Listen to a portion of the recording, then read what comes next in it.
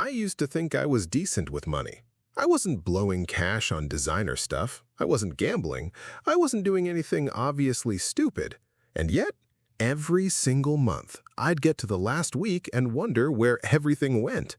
So I did what most people do. I Googled how to budget, and the internet gave me exactly what I didn't need. Color-coded spreadsheets with 27 categories, apps that needed me to log every single transaction, and advice that basically required me to become a part-time accountant just to afford rent. I tried it. I quit after 4 days.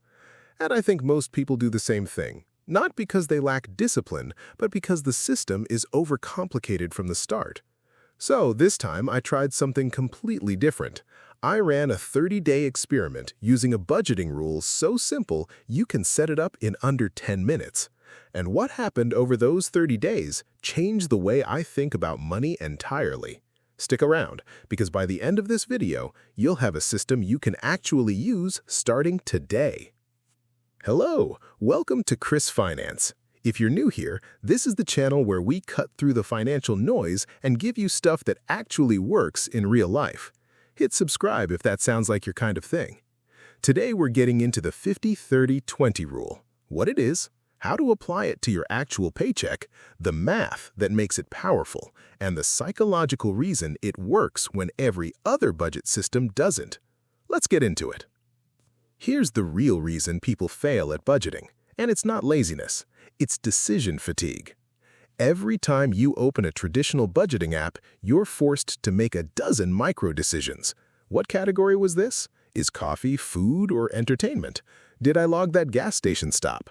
That mental overhead adds up fast, and when something feels like a chore, your brain finds ways to avoid it. You skip 1 day, then 2, and 3 weeks later, the app is just sitting there judging you from your phone screen. The 50-30-20 rule eliminates almost all of that friction. Instead of 27 categories, you have 3. And that one change makes the difference between a system you actually use and one you abandon by Thursday. The concept is simple. You take your monthly take-home pay, that's after taxes, not your salary, the actual amount that lands in your bank account after the government takes its cut. Check your last 2 or 3 stubs or deposits and use that number. For this video, let's use $3,500 a month. A realistic number for a lot of people working full-time. Take-home pay, $3,500 a month. Locked in. Good. Let's split it. 50% of $3,500 is $1,750 for needs. Needs are the non-negotiables, the things that keep your life functioning. Rent or mortgage, electricity, water, gas, internet, groceries, actual groceries, not DoorDash, transportation, car payment, insurance, gas or transit, health insurance, minimum debt payments.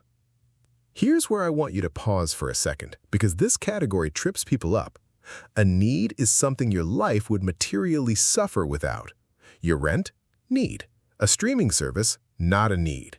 A gym membership feels essential, I get it, but if skipping it didn't threaten your job or your health, it's a want. Be honest here, because how you categorize things in this bucket directly affects everything else.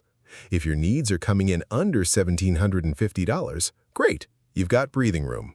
If they're over, don't panic. We'll address that. 30% of $3,500 is $1,050 for once. And here's the thing, this is guilt-free money. This isn't money you're supposed to feel bad spending.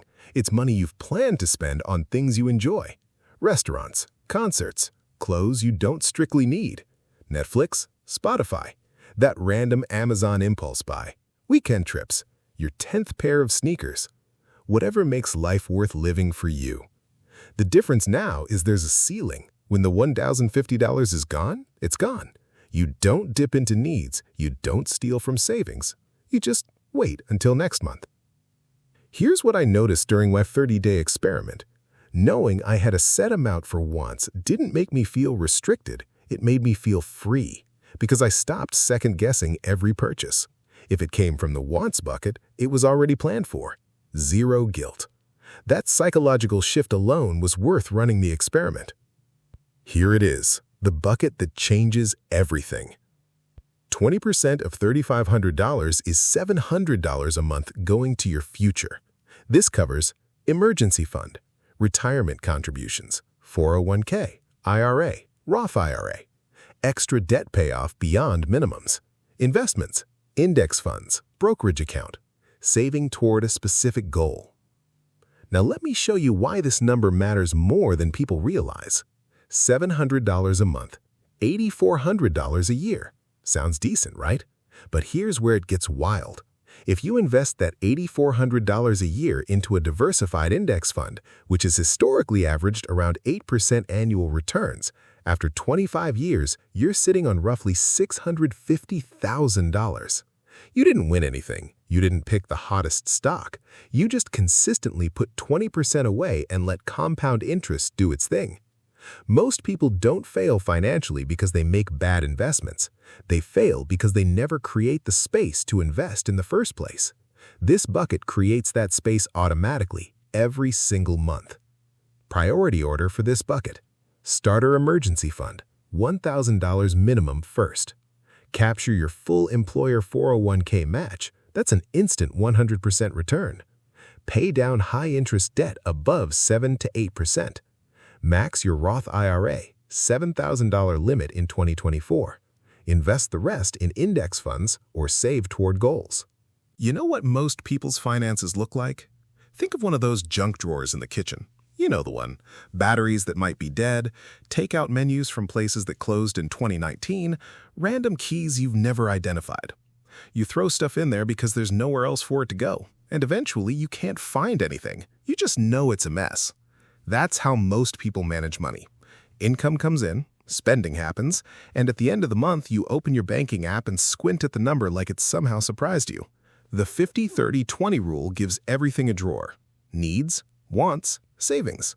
When money comes in, it goes directly where it belongs. No guesswork, no guilt, no mystery at the end of the month.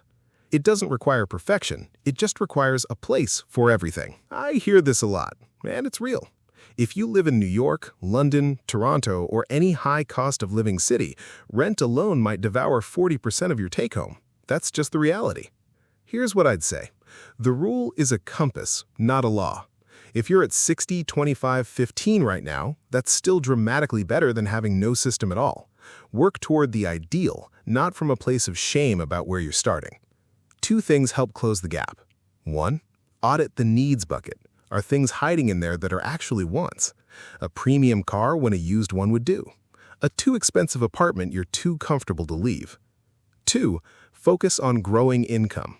The percentages stay the same. A bigger paycheck just means all three buckets grow. Side hustle, raise negotiation, skills that increase your market value. This is where you should be putting energy. Here's exactly how to implement this before the end of the day. Step 1. Pull up your last bank deposit. Write down your take-home number. Step 2. Multiply by 0.50, 0.30, and 0.20. Those are your three buckets.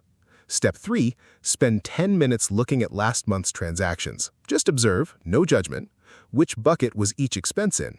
Step 4. Identify the one category most out of balance and make one adjustment this month. Not 10 adjustments, 1. Small and consistent beats dramatic and temporary every time. Here's the thing I didn't expect from this experiment. I thought the 50-30-20 rule would make me more stressed about money, more aware of what I was spending, more restricted. It did the opposite. When money has a structure, spending becomes calm. You stop wondering where everything went because you decided in advance. That clarity, that's worth more than any specific percentage. You don't need to be a finance expert to get this right. You just need three buckets and the willingness to be honest with yourself. Drop a comment and tell me which bucket do you think your money is leaking out of right now? Needs, wants, or savings? I genuinely want to know. If this helped, hit the like button. It helps more people find this video. Subscribe if you want more of this. And go check out the next video because we're going even deeper on the savings bucket, specifically how to build an emergency fund from zero. I'm Chris. I'll see you in the next one.